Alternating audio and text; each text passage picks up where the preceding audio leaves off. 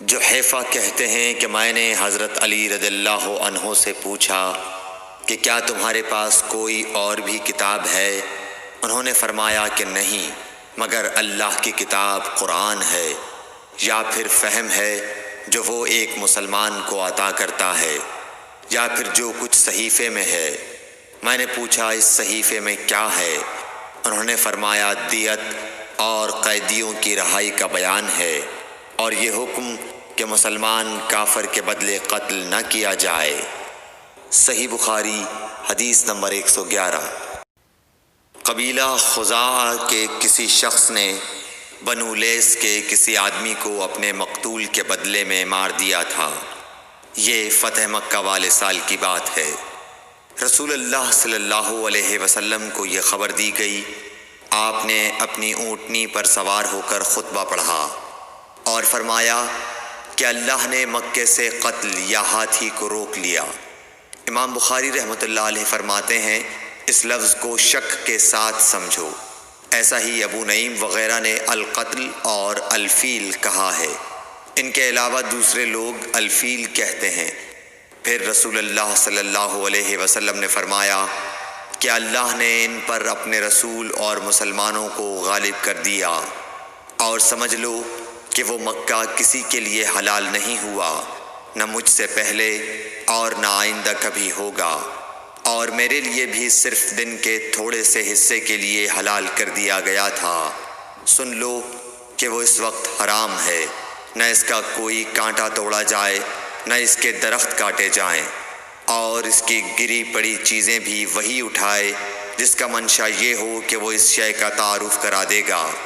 تو اگر کوئی شخص مارا جائے تو اس کے عزیزوں کو اختیار ہے دو باتوں کا، یا دیت لیں یا بدلہ۔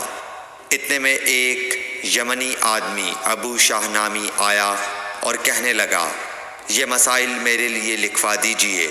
تب آپ نے فرمایا کہ ابو فلاں کے لیے یہ مسائل لکھ دو۔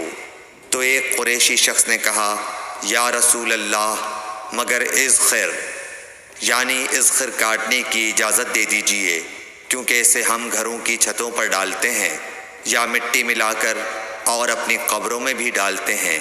یہ سن کر رسول اللہ صلی اللہ علیہ وسلم نے فرمایا کہ ہاں مگر اذخر۔ صحیح بخاری حدیث نمبر 112۔ وہب بن منبح کے بھائی کہتے ہیں کہ میں نے حضرت ابو ہریرہ رضی اللہ تعالی عنہ کو کہتے ہوئے سنا کہ رسول اللہ صلی اللہ علیہ وسلم کے صحابہ میں عبداللہ بن عمر رضی اللہ عنہ کے علاوہ مجھ سے زیادہ کوئی حدیث بیان کرنے والا نہیں تھا، مگر وہ لکھ لیا کرتے تھے اور میں لکھتا نہیں تھا۔ صحیح بخاری حدیث نمبر 113۔ جب نبی اکرم صلی اللہ علیہ وسلم کے مرض میں شدت ہو گئی تو آپ صلی اللہ علیہ وسلم نے فرمایا کہ میرے پاس سامان کتابت لاؤ تاکہ تمہارے لیے ایک تحریر لکھ دوں، تاکہ بعد میں تم گمراہ نہ ہو سکو۔ اس پر حضرت عمر رضی اللہ عنہ نے لوگوں سے کہا کہ اس وقت آپ صلی اللہ علیہ وسلم پر تکلیف کا غلبہ ہے، اور ہمارے پاس اللہ کی کتاب قرآن موجود ہے جو ہمیں ہدایت کے لیے کافی ہے۔ اس پر لوگوں کی رائے مختلف ہو گئی اور شور و غل زیادہ ہونے لگا۔ آپ صلی اللہ علیہ وسلم نے فرمایا میرے پاس سے اٹھ کھڑے ہو، میرے پاس جھگڑنا ٹھیک نہیں۔